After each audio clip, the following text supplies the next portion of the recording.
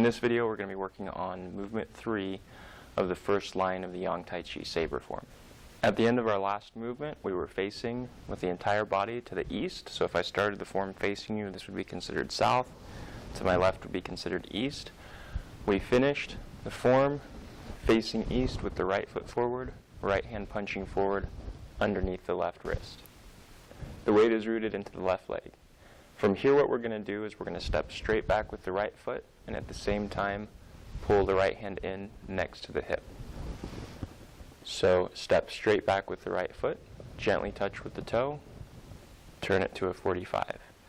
As you shift back, you're going to sweep the right hand up over top, and you're just going to drop the left hand down to the side. So as you shift back, come here. So when you finish, your right foot is at a 45, so it's pointing to the southeast. If I started the form facing south, and I just finished the last movement facing east, when I shift back, my foot's going to be pointing southeast. So the right foot is the rooted leg. The left foot is barely touching the floor with the toe. The left hand just drops straight down next to the side, the same position it was in at the beginning of the form.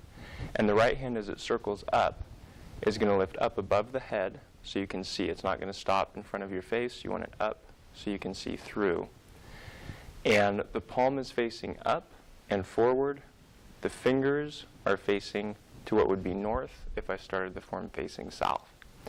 So they're pointing toward my center line here, and the arm is lifted up above the head. So let's go through that again. Facing east, rooted in the left leg, gently touching with the right toe, punching with the right hand, left wrist on top of right wrist.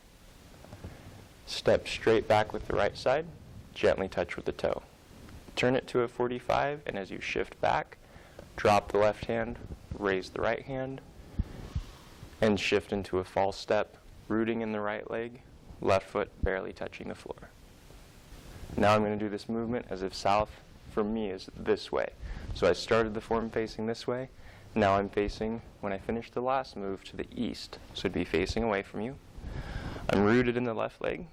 My right foot is forward, gently touching with the toe, punching with the right hand forward, left wrist on top of right wrist. Step straight back with the right foot as you pull the right hand back. Turn that foot to a 45, and as you shift back, you drop the left hand, raise the right hand, and shift. So I'm rooted in the right leg, left foot is barely touching the floor, right hand's up above the head, palm facing away, fingers pointing to my left. Left hand just dropped down to the side. Notice that the blade is still in the crease of the elbow. It's, again, not at the shoulder. It's here.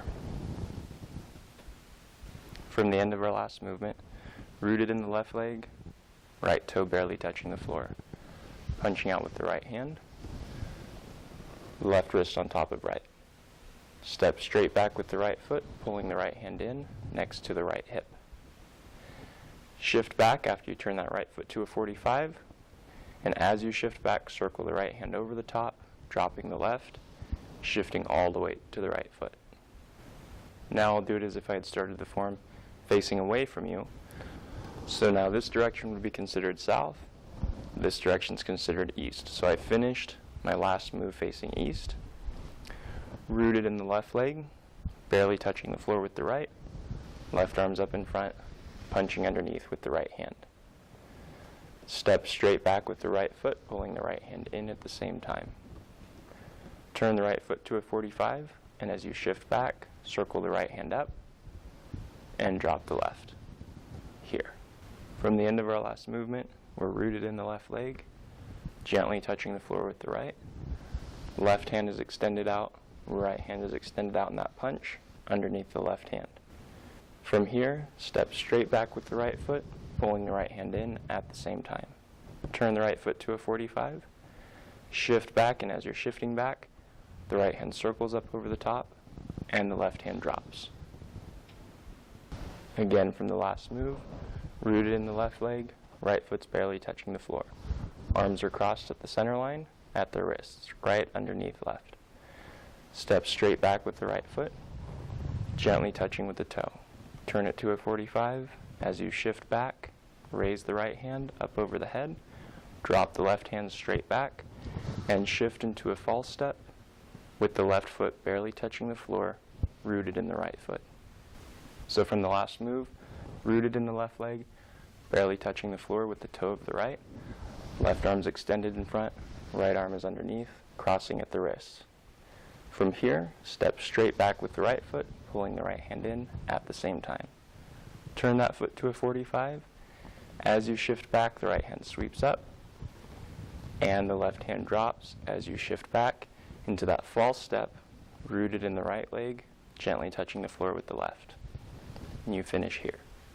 Again from our last move, rooted in the left leg, right toes barely touching the floor, left arm extended out, right hand punching underneath, arms crossed at the wrists. You're going to pull the right hand back at the same time as you step back with the right leg. So it's step straight back, pulling the right hand in.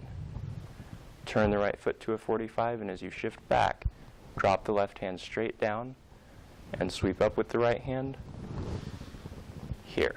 So again, the palm's facing away from you, fingers are facing to your left, and you're pressing up above your head so you can see under it. And this left hand is dropped down to the left side. That's all that there is to the third movement of the first line of the Saber Form. Hope you found this video very helpful. Thank you so much for watching.